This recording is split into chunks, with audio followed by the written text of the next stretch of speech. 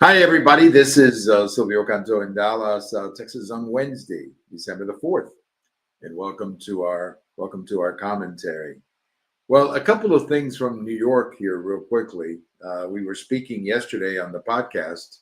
It's available on my Twitter or X feed, as well as my blog. But we were talking yesterday with our friend Bill Katz, the editor of Urgent Agenda, who lives in New York, has been up there for most of, I guess, all his life.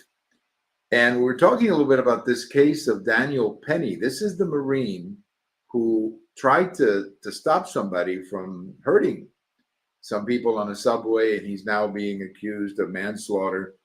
And there's a trial going on right now. And, this is, I think, prototypical or exhibit A of everything wrong with New York, that a man like this would be put on trial to begin with. Now, I'm not discounting the fact that somebody died, okay? I'm not discounting that. But to somehow put this man on trial when his intention was clearly to defend people in that subway, and he was battling someone who was violent. I mean, it wasn't like, the fellow on the subway was just, saying bad things out loud. I mean, he was being very violent and physical. But anyway, I think it speaks volumes of everything that's wrong with the city of New York. And it's just an absolute travesty that this is going on up there. Just an absolute travesty. But then today, we just learned this morning that a CEO of United Healthcare, that's an insurance company, that the man was shot in a hotel, I guess outside of a hotel, coming out of a hotel or something. Somebody just shot him in the back. Okay. Now, I don't know the motive. I have no idea why it happened. But again, this is unfortunately what New York City is being known for, and that is criminals on the streets engaging in very criminal behavior. And, if you're wondering why the mayor of New York City is publicly saying that he will work with the incoming Biden administration, Trump administration, to fix the sanctuary city problem, well, this is the reason, because of all this violence and crime and how much it hurts the image of New York. This is the point that a lot of people can't seem to understand, all spending all this money going after Trump when the streets are full of criminals, when you've got people breaking into bodegas and stealing from bodegas, assaulting women, walking down the streets. I mean, New York City's a mess. And what are they doing? They're putting this young man on trial. It should have never reached this point. This case should have never been brought to trial. I should have never put a young man like that on trial, but they did. And now let's hope that the jury has more common sense than the district attorney who put this young man on trial. What an absolute mess. What an absolute mess. And what a black eye, really, for the city of New York. It wasn't that long ago. And again, if you listen to our conversation with Bill Katz on Tuesday, you'll hear him say this. Wasn't that long ago that New York City had a very good crime record. And that's because Mayor Giuliani came down very hard on the criminals. And then he was followed by Mayor Bloomberg, who did the same thing. The streets were safe. You can go to Broadway without fear of hijacking your car or stealing your wife's purse or, frankly, just hurting people. And that's something that hurts a city a great deal. And if you're wondering why they're losing citizens, if you're wondering why they're moving to Florida, if you're wondering why they're moving somewhere else, well, people don't like to live in a city where the criminals are running wild and the hands of the police are tied by a bunch of stupid politicians who I have no idea what they're doing, but they're not helping the people who pay taxes and support the city and make the city special. New York City is a great city. And it doesn't have to be this way, but unfortunately, the people who live there keep making all the wrong choices. And that's why, the wrong electoral choices, I should say. And that's why they're in the mess they're in. So I'm praying that the jury gets it right and does not find this guy guilty of anything and lets him out. And then I'm hoping that they elect somebody else for district attorney in that district, in that Manhattan district, where they spend millions and millions of dollars to go after Trump on two of the most idiotic cases that anybody has ever has ever seen in a courtroom. Well, the backlash, to say the least, from the Hunter Biden pardon continues. And I think what's upsetting a lot of people is the way that President Biden did it. Not so much the pardon. I have said that I was willing to tolerate a pardon in the name of some kind of reconciliation, in the name of, bringing the country together after everything we've gone through, maybe the election, new president, and we could not only take a look at this case, Hunter Biden case, but take a look at some of the January 6 defendants too, who I think, and many agree, have been unfairly treated by justice. But it's not going to happen, obviously. And this Hunter Biden pardon, going back 10 years, 14 years, whatever it was, to the 1st of January 2014, and having this, this pardon that goes, it's over a decade long. So, I mean, we were told for years that he hadn't done anything wrong. So why do you have to pardon him going back to 2014? What was he doing in 2014 or 2015 that all of a sudden you have to pardon him for that period of time? Was he charged with anything during that time? I don't remember. I mean, he's only been, to my knowledge, charged with one issue, and that is the case where he was found guilty of lying, I guess, about the gun, and also the tax fraud case. Those are the only two that I'm familiar with, and they're both in one case. The one that he was found guilty of, he actually pled guilty on those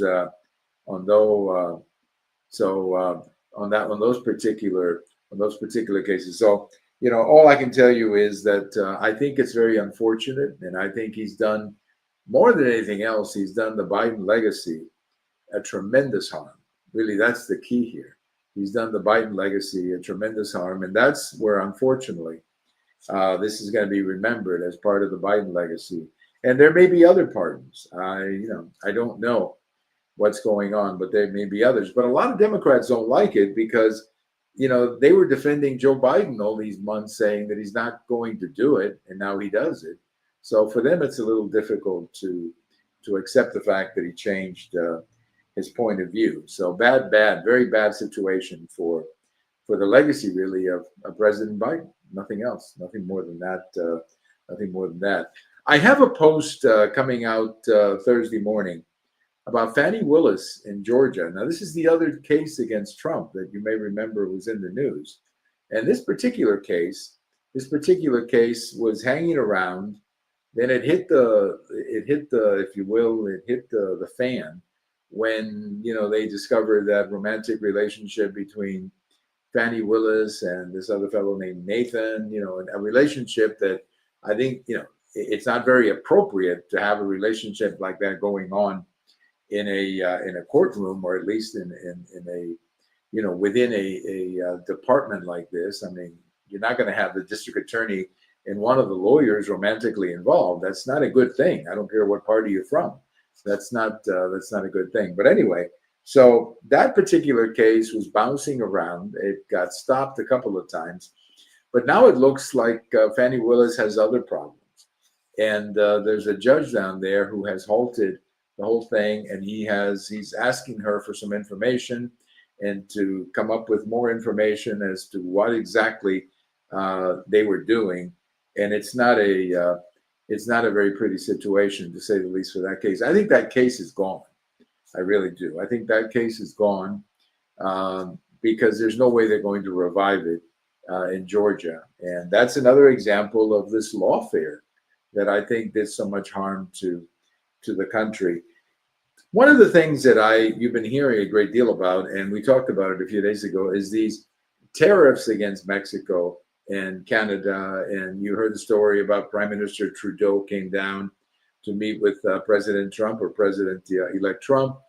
And you heard about the President of the United States, or President-elect, having a conversation with the President of Mexico. And apparently they both, reported something different about the conversation. The President of Mexico said they never talked about immigration. The President of the United States said that Mexico had agreed to help out with immigration, sort of the same way that they did under her predecessor, López Obrador. Well, there's a lot of talk up here as to what exactly would be the economic impact of tariffs. Look, let me tell you up front that I'm not a big fan of tariffs. I think that it's an intervention in the free market that we can do without. But the problem here is that this is really the only way we can get the attention of Mexico, and Mexico has to do more. There are two big issues I think that we have to work with Mexico on. One is these caravans, and the only way you're going to stop these caravans is if Mexico stops them, because as soon as they get to the border, then they create a problem for both sides. And the other one is fentanyl. Now, fentanyl is more complicated. It also involves our consumption, so we got to do something about our consumption as well. So it's a more complicated issue that we need to work more internally, as well as with Mexico. Mexico is where they're coming from, or at least we understand. I guess they also come in from Canada, but not in the numbers. They're coming in from Mexico. So with Mexico, we got to work something out. And unfortunately, a tariff is the only way you're going to get their attention. That's the only way you're going to get their attention. You're not going to get their attention by talking to them.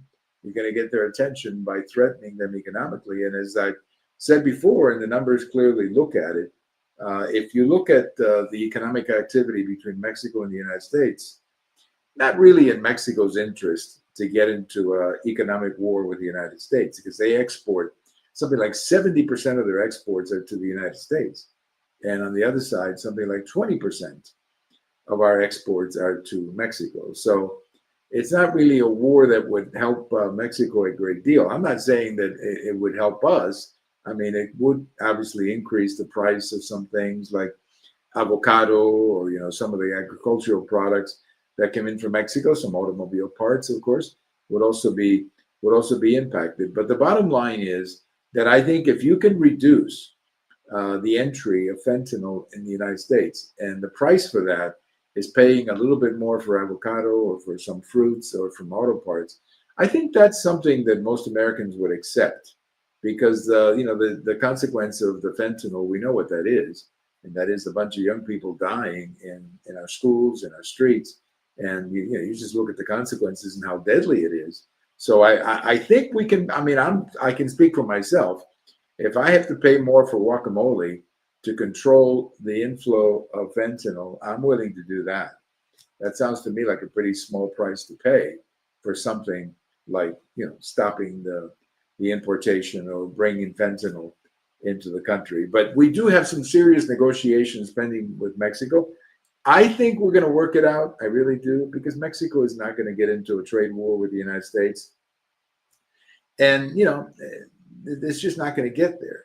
So I think we can work it out in much the same way that President Trump was able to work it out with the predecessor, that is Lopez Obrador. And I'm sure something will be fixed up, and we can have good relations between Mexico and the United States. I mean, that's the best situation, and I'm pretty sure that we're going to get there. Well, thank you for listening. This is Silvio Canto in Dallas. Hello to everyone who checked in, and we'll talk to you later. Have a good day. This is Silvio Canto in Dallas.